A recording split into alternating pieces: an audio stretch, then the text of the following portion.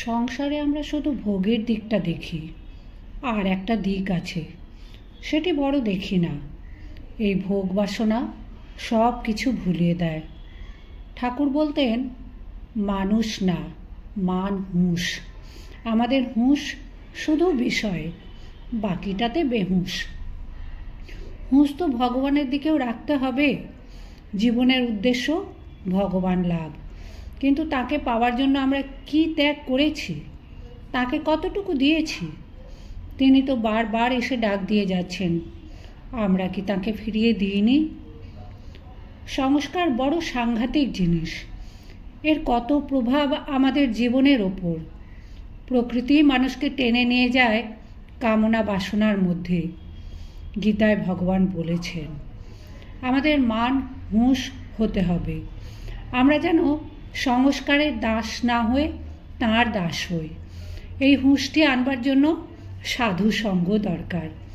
সাধু সঙ্গ মস্ত বড় জিনিস, ভগবান লাভের পথে পরম সহায়। যত সব বড় বড় মানুষ ঠাকুরের কাছে কেন আসতেন?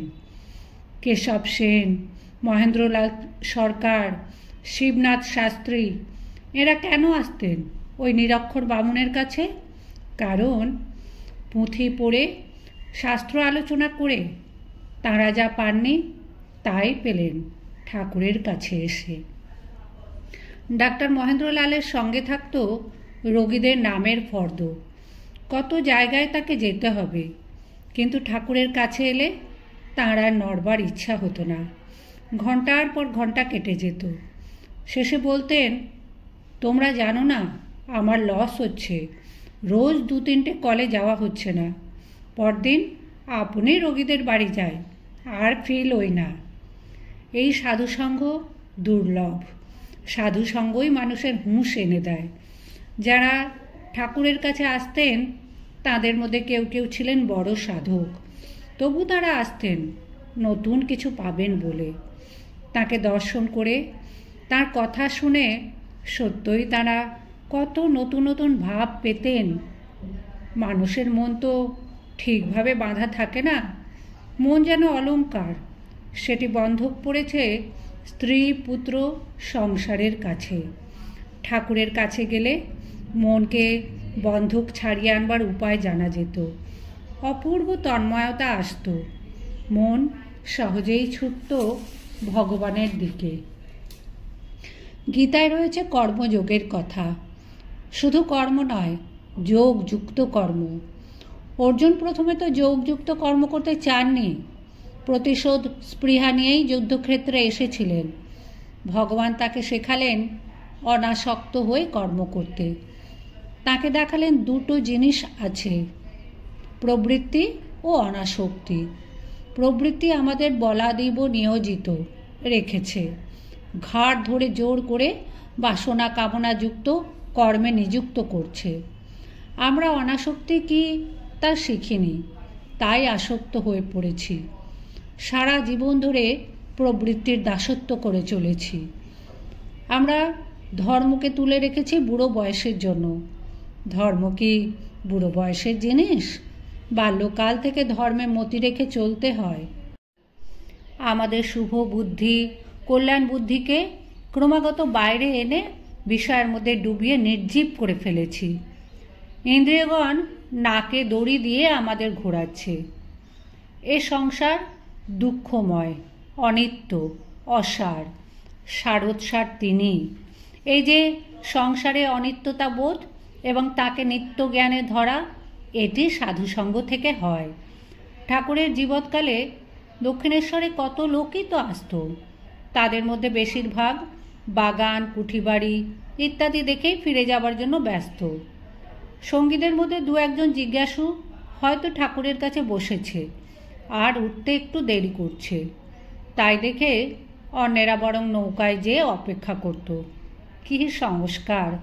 সাধু সঙ্গে এসব অশুভ সংস্কার দূর হয়ে যায়। ছোটবেলা থেকেই শুভ সংস্কারের বশে চলা অভ্যাস করতে হয়। বিষয়ে যুক্ত হওয়াটা আমরা খুব শিখেছি, এখন বিযুক্ত হওয়াটাও শেখা দরকার। যার সত্তায় আমরা সত্তাবান, তাকে কিভাবে ধরব তা শিখতে হয়। পাহাড়ে উঠবার জন্য আশ্রয় দণ্ড চাই, উঠে পড়লে তখন আর তার দরকার নেই। সংসারেও ঠিক তেমনই, কর্মকে দণ্ডস্বরূপ করে চলতে হবে, তার সঙ্গে যোগ রেখে।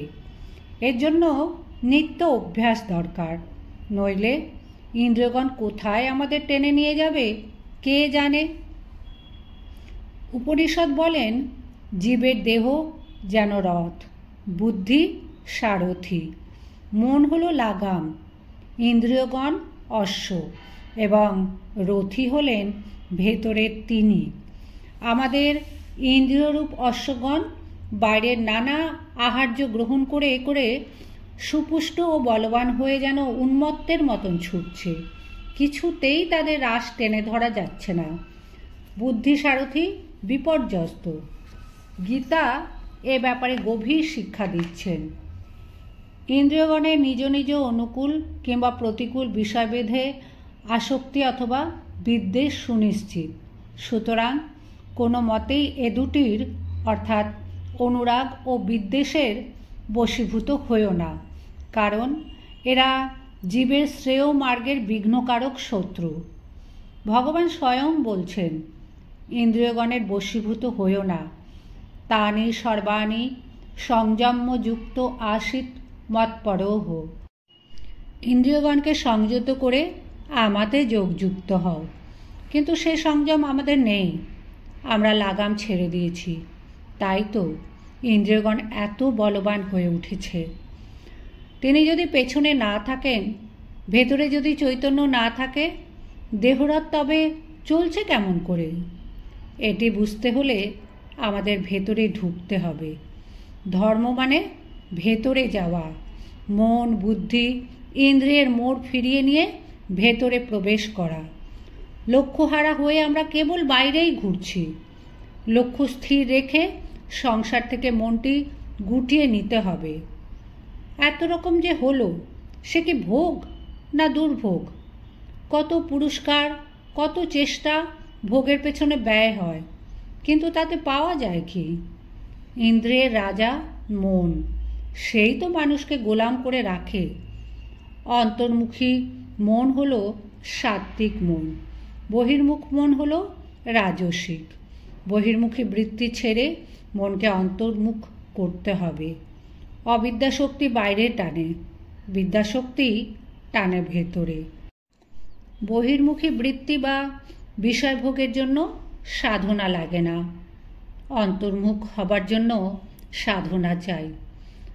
আসল আনন্দ ভেতরে। কেশববাবু কেন মাঝে মাঝে বাড়ি থেকে পালিয়ে আসতেন বেলঘরের বাগানে? সংসার থেকে একটু তফাতে থেকে আনন্দ লাভের জন্য। তাকে প্রথম দেখে ঠাকুর বলেছিলেন, কেবল এরই ফাতনা নড়ছে, মাছের টোপ খেয়েছে, এরই ল্যাজ খসেছে। ব্যাঙাচির ল্যাজ খসলে সে ইচ্ছা মতো জলেও থাকতে পারে, ডাঙায়ও থাকতে পারে। এই যে ল্যাজ খসা অবস্থায় মানে অনাসক্তভাবে সংসারে থাকা, এর জন্য সাধনা চাই। সেদিকে না যে আমাদের যত উদ্যম পুরস্কার আমরা সংসারে ঢেলে দিচ্ছি। সাধু সঙ্গ আর সঙ্গীত দুটোতেই মানুষের মন একাগ্রতা লাভ করে, একেবারে তন্ময় হয়ে যায়। সাধু সঙ্গের সুযোগ না থাকলে সদ্গ্রন্থ পাঠ করতে হয়, সঙ্গীতে গভীর তন্ময়তা আসে। ভগবান বললেন, হে নারদ, যেখানে আমার ভক্তগণ আমার নাম গুণগান করেন, আমি সেখানেই স্থিতি করি। বাস্তবিক গানে ডুবে যাওয়া যায়। একজন শাস্ত্রজ্ঞ পণ্ডিত স্বরদর্শনে তার বিশেষ অধিকার হয়েছে, অথচ কিছুতেই প্রাণে শান্তি পাচ্ছে না। শান্তির আশায় নানা জায়গায় খোঁজাখুঁজি করতে করতে তিনি এক সাধুর কাছে উপস্থিত হলেন। সাধুর আশ্রমে পুকুর আছে। সাধু ওই পণ্ডিতকে স্নান করতে পাঠালেন। পণ্ডিত স্নান করছেন, তখন একটা মাছ ভেসে উঠল। মাছ পণ্ডিতকে জিজ্ঞাসা করলে, আমার ভারী পিপাসা পেয়েছে, কেমন করে মেটাই? পণ্ডিত ভাবলেন, এ জলেই থাকে অথচ এত পিপাসা, আশ্চর্য ব্যাপার। একটু ভেবে নিয়ে তিনি বললেন, তুমি মুখ দিয়ে জল নাও আর কান দিয়ে ফেলে দাও, তাই তোমার পিপাসা মেটে না। এখন উল্টে যাও, তাহলেই ঠিক হবে, পিপাসা মিটবে। মাছ বললে, তোমাকেও আমার ওই উপদেশ, বলে চলে গেল। পণ্ডিত তখনই জল থেকে উঠে গিয়ে সাধুকে সব বললেন। সাধু বললেন, মাছ ঠিক বলেছে। ওই পণ্ডিত অনেক পড়েছেন, শুনেছেন, কিন্তু সব বৃথা, শাস্ত্র উপদেশ ধারণা করেননি। শ্রবণের পর মনন। গরু যেমন এক পেট খেয়ে নিয়ে জাবর কাটে, নইলে ধারণা হয় না। আর একটি চাই, শরণাগতি। তার পা দুটি জড়িয়ে ধরে আত্মসমর্পণ। তাকেই ধরতে হয়, জগৎকে যিনি ধরে রেখেছেন। আমাদের জন্য তিনি আমাদের চেয়ে অনেক বেশি করেন। আমরাই আবরণ দিয়ে জঞ্জাল চাপা দিয়ে তাকে ঢেকে রাখি। একদিন একজন এসে বলেন, খোঁড়ো, জঞ্জাল সরাও, ভেতরে মোহরের ঘড়া আছে। আমরা তা জানতুম না। কেউ এসে সে খবর যখন দেন, তখন দেখি অসম্ভব আবর্জনা, আর তা সরানো কত কঠিন। তখন তার শরণাগত হয়। সংসারে যাঁতা ঘুরছে, জীবগণ তাতে চূর্ণ বিচূর্ণ হয়ে যাচ্ছে। যারা কিলের কাছে থাকে, অর্থাৎ ভগবানের শরণাগত হয়ে থাকে, তারাই শুধু অক্ষত থেকে যায়। কিলের আশ্রয় ছেড়ে দূরে থাকলে পিষে যেতে হবে। ভগবান আমাদের ডাকছেন, আয় আয়, আমার কাছে এসে দাঁড়া, আমাকে ধর, তাহলে আর ভয় থাকবে না। সেজন্য চাই শরণাগতি, পূর্ণ আত্মসমর্পণ। ভগবান বললেন, আমি ভেতরে লুকিয়ে আছি, অণু পরমাণুতে আছি। শরণাগত হও, আমাকে খোঁজো, চোখ বন্ধ করো, ভেতরে প্রবেশ করো। যখন পূর্ণ শরণাগতি আসবে, তার কৃপা লাভ করবে, পরম আনন্দ ও শান্তি পাবে, আর বারবার যাতায়াতের কষ্ট ভোগ করতে হবে না। সুন্দর একটা অবস্থা লাভ করবে। গীতায় ভগবান এই 4টি করতে বলেছেন। আমাকে নমস্কার করো, আমার পূজা করো, আমার ভক্ত হও, আমাতে মন সমাহিত করো, তাহলে তুমি আমাকেই পাবে। কি অপূর্ব প্রতিশ্রুতি! মাছ জলের শরণাগত, তাই স্রোতের উজানে নির্ভয় ভেসে চলে। হাতি বৃহৎ ও শক্তিশালী প্রাণী, স্রোতে কোথায় তাকে ভাসিয়ে নিয়ে যায়। মা যদি কোল থেকে নামিয়ে দিতে চায়, ছেলে মায়ের গলা আঁকড়ে ধরে থাকে। মা কি পারে তাকে আর নামাতে? শ্রী ভগবানের বাণীতে বিশ্বাস স্থাপন করে বিড়াল ছানার মতো নির্ভরতা নিয়ে কতজন সারা জীবন সাধনা করে যাচ্ছেন। পূর্ণ শরণাগতি। যখন বলেছেন আমি দেব, তিনি নিশ্চয়ই দেবেন। আমাদের কেবল দেখতে হবে আমরা কতটুকু করছি। ভাবের ঘরে ছুরি যেন না থাকে। মানুষ একবার এসে ফিরে গেলে রাগ করে আর আসে না। ভগবান বারবার আসেন, আমরা তাকে ফিরিয়ে দিই, কিন্তু তিনি রাগ করেন না, আবার আসেন। সেই জন্যে তাকে আমাদের ডাকা উচিত। প্রভু, আমার কেউ নেই, আমি একলা, বড় অসহায়। এইভাবে তাকে ডাকো। সত্যই অসহায় হতে হবে। দুসরা না কই, তুমি ছাড়া আমার কেউ নেই। তমেব সর্বং মম দেব দেব।